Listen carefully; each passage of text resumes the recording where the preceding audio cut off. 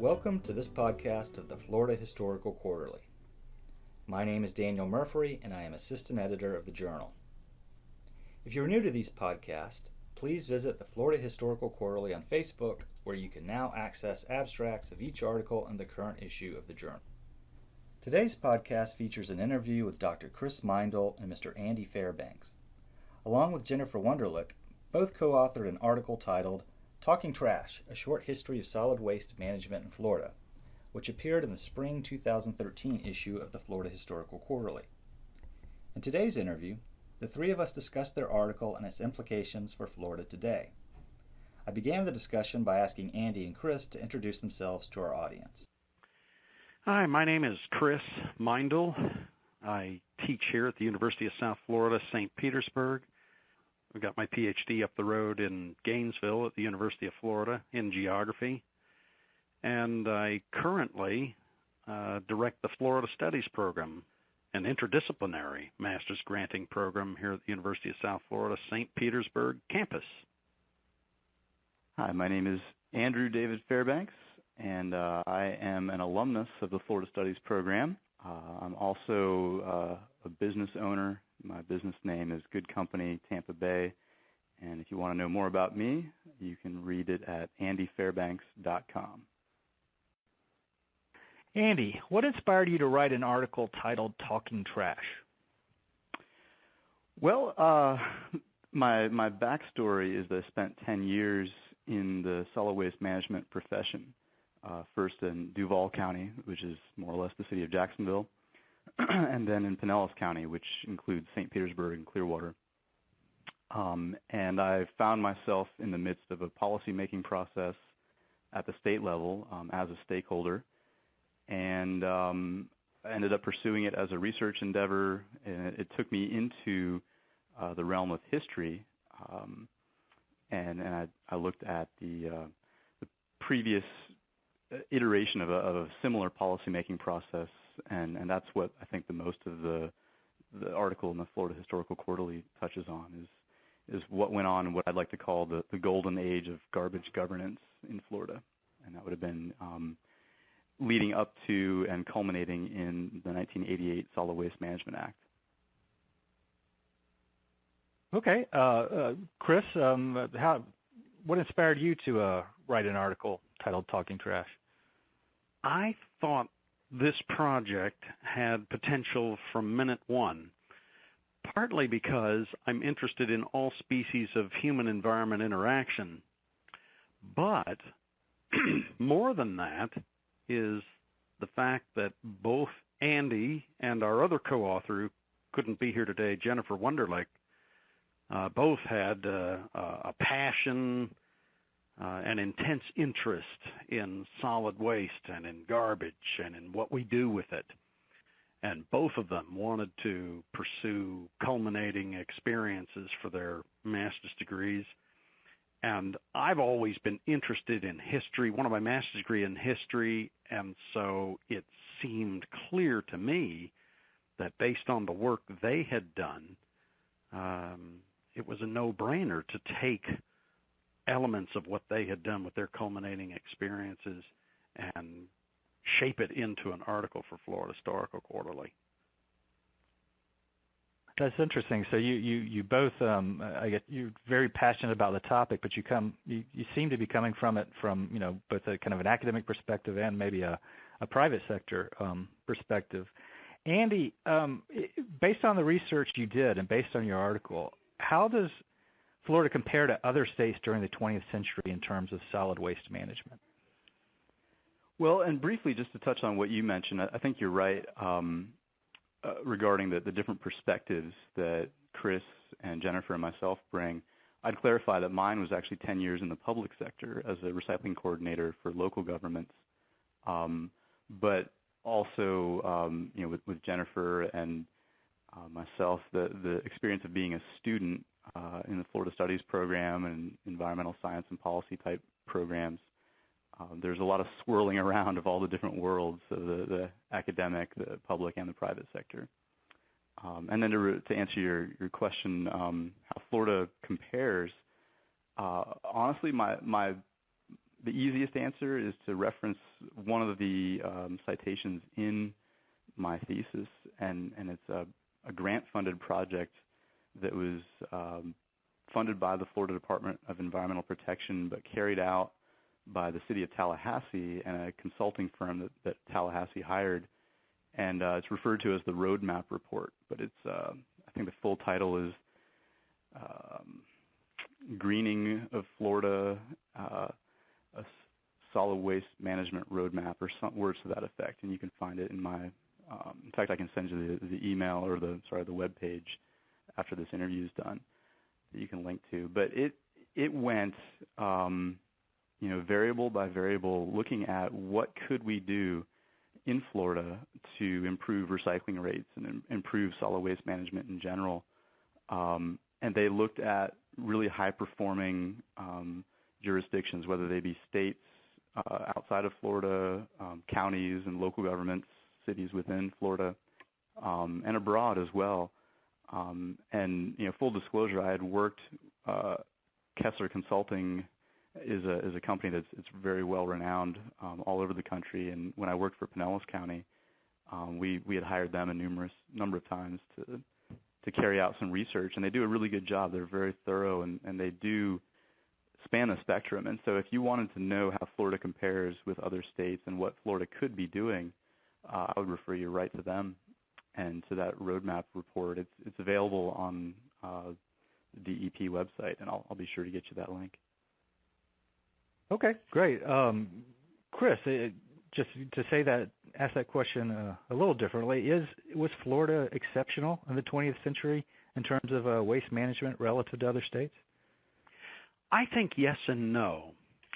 Early on in the 20th century, I think Florida was like a lot of other states in that they simply hauled garbage off a little bit beyond where people lived and dumped it or tried burning it.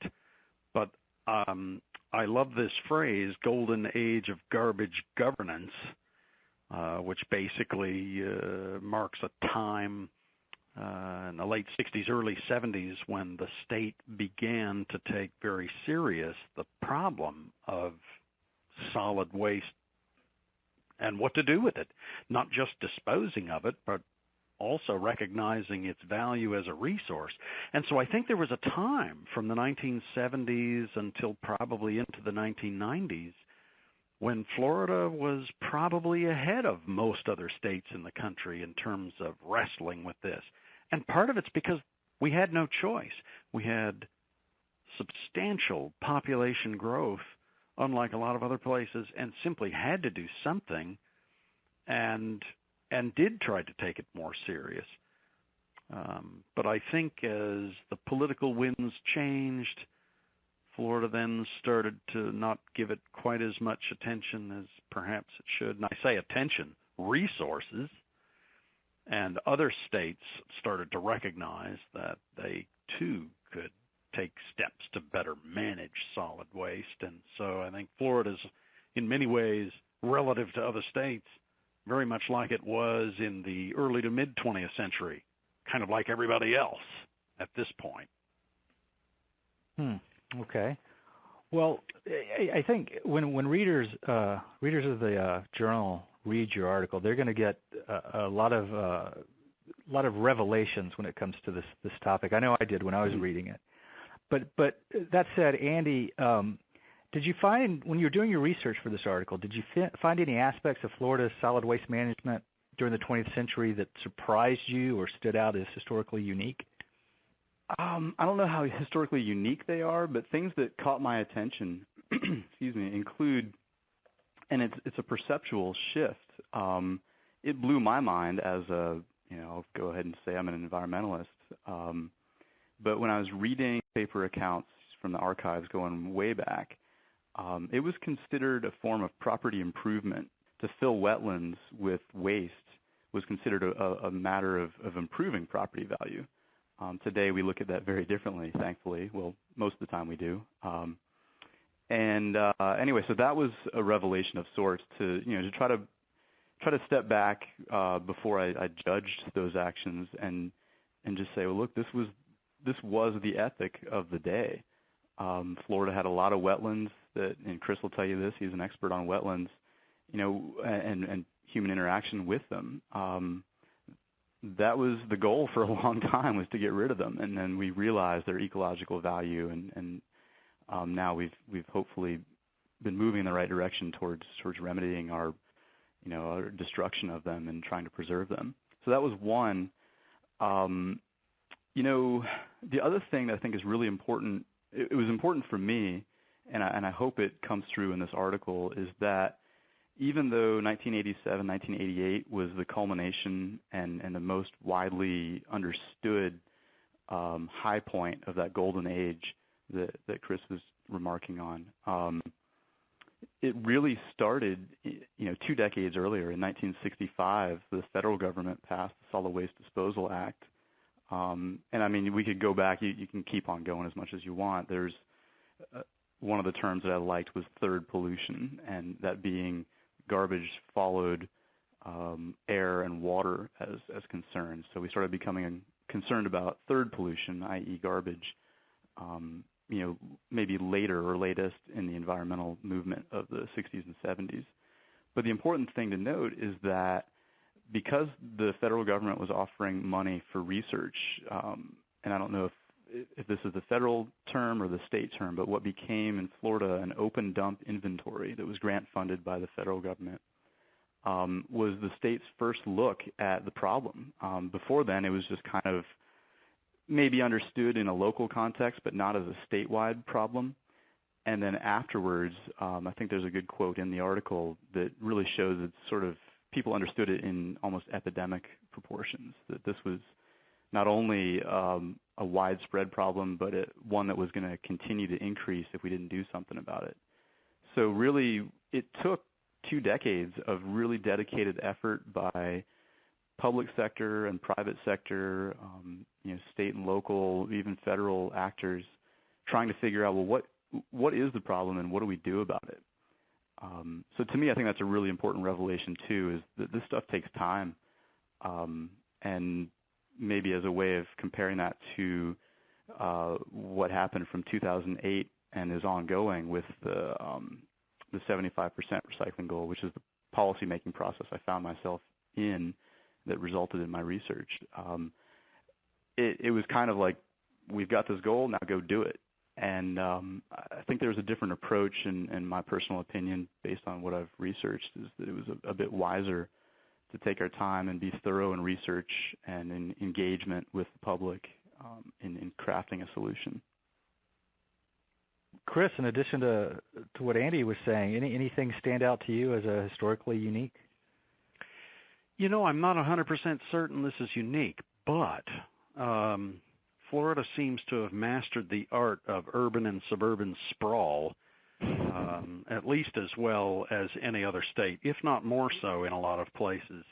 And one of the things that I thought still cries out for more attention than we were able to give it is the idea that we have garbage dumps all over the place in this state, and because of our sprawling pattern of development,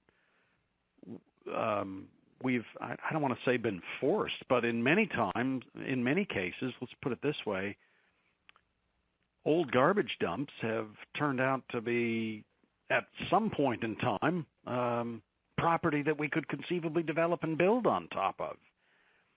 And I'm sure there are cases in other parts of the country where this happens, but my suspicion is that it happens at least as much in Florida, if not more so, as a result of the fact that we've sprawled all over the place rather than concentrating development.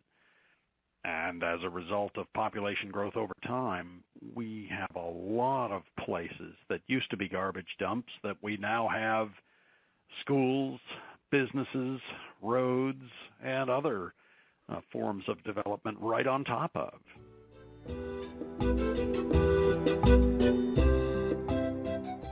Before we return to the interview, I wanted to mention that individual issues of the Florida Historical Quarterly are available through the Florida Historical Society for $20 each. Inquiries should be addressed to Dr. Ben D. Brotemarkle, Executive Director of the Florida Historical Society, who can be reached by phone at 321-690-1030 1971, and via email at ben.brotemarkle@myfloridahistory.org. That is ben.brotemarkle@myfloridahistory.org. Also, please tell us if you are a podcast subscriber.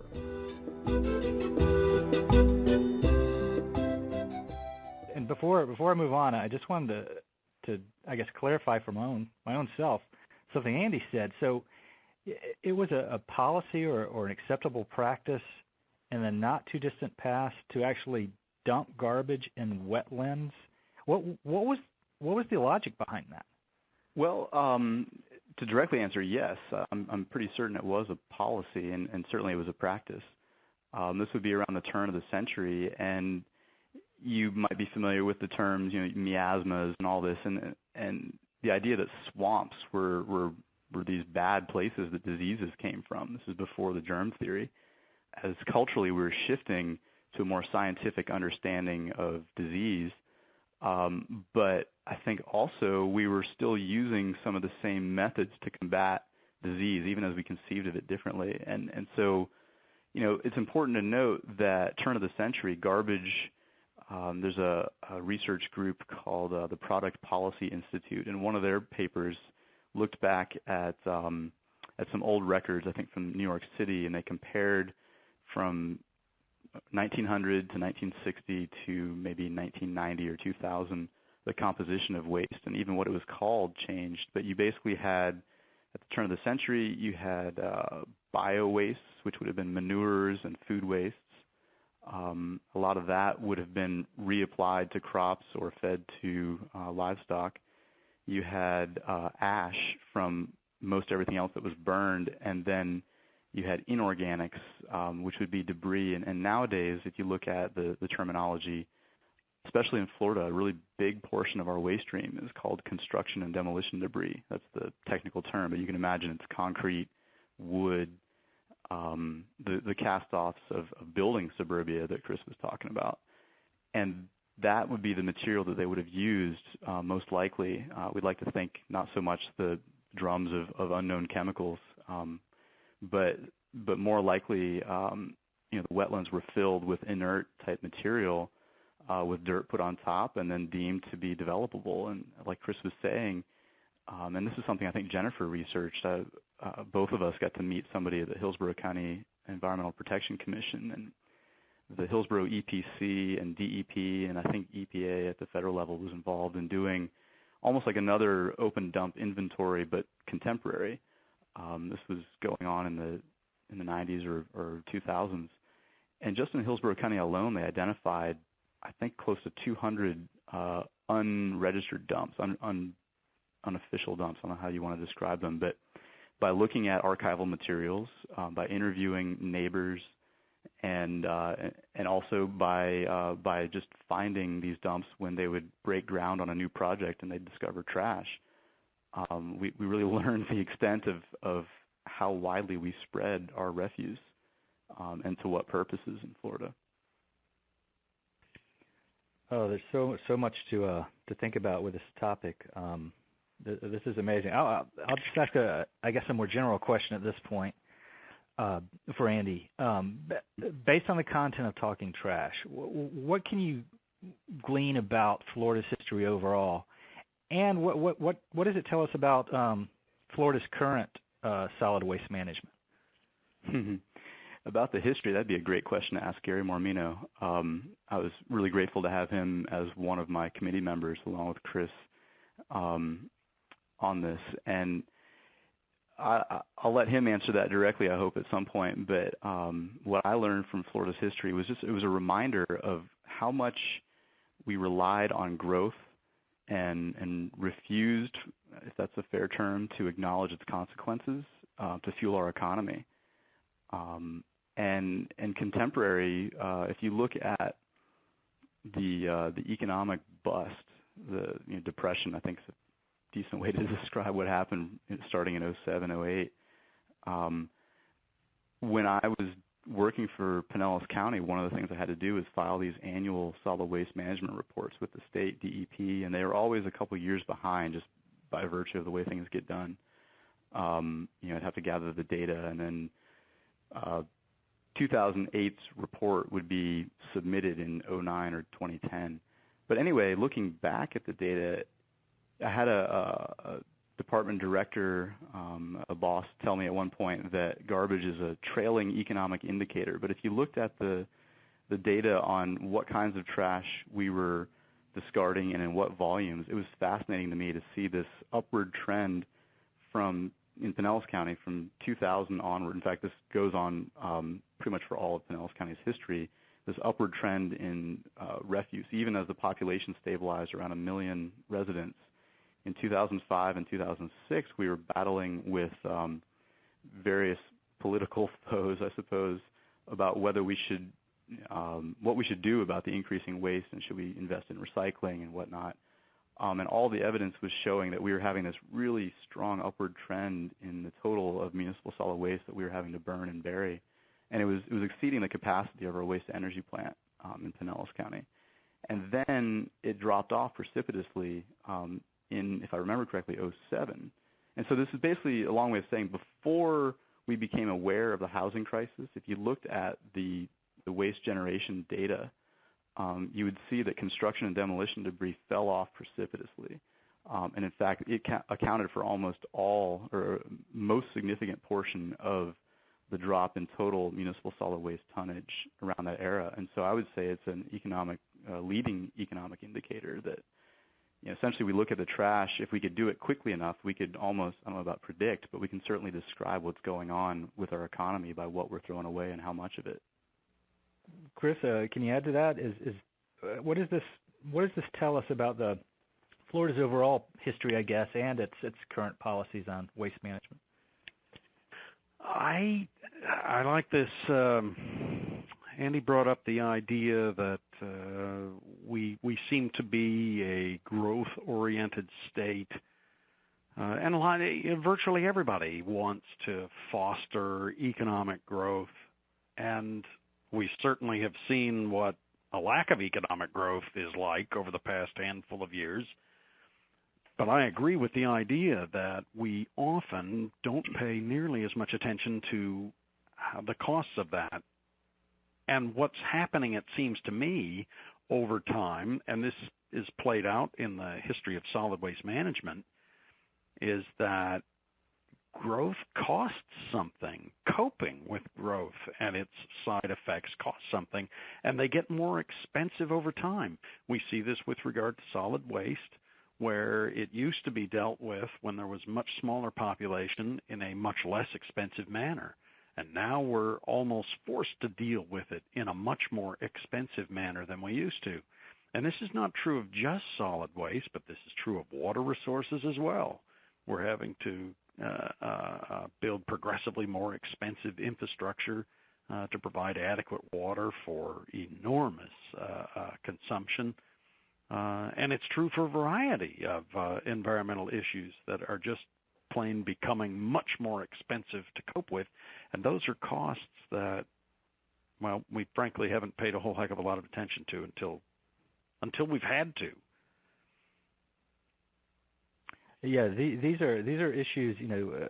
We look at it through a historical perspective with the journal, but these are issues that transcend the past, the present, the future.